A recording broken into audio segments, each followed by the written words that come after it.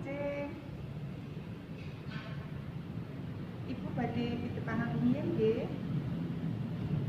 Ibu Rianawati, Kampung Basa Jawa ing SMA Negeri 1 Sewon.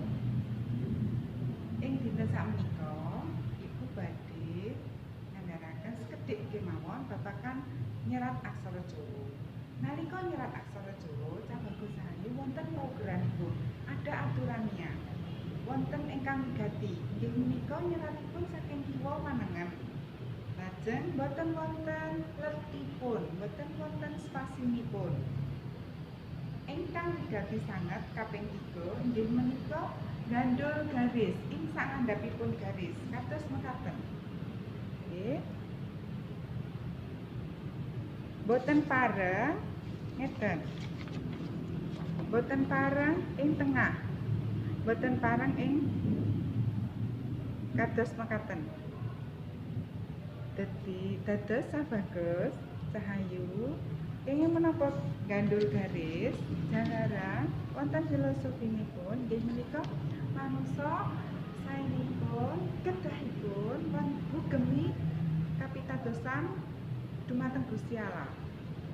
Mempunyai pegangan. Dados aksara Jawa menika dipun umpamakaken manungsa. Ingkang salajengipun Buria sekedhik kemawon babagan panjing. Panjing menika ing aksara Jawa wonten 3, la lan ta lan ka. Panjing menika pasangan ingkang utuh nyeratipun jalaran wonten suku ketambahan suku lan cokro kados mekaten. Lugu lanipun utuh malih. Nggih.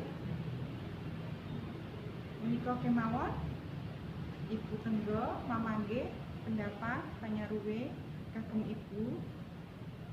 Mugi-mugi sedaya Cabagus Sahayu tansah bagas waras, rahayu lan bejo. Hatur nuwun, sugeng enjing.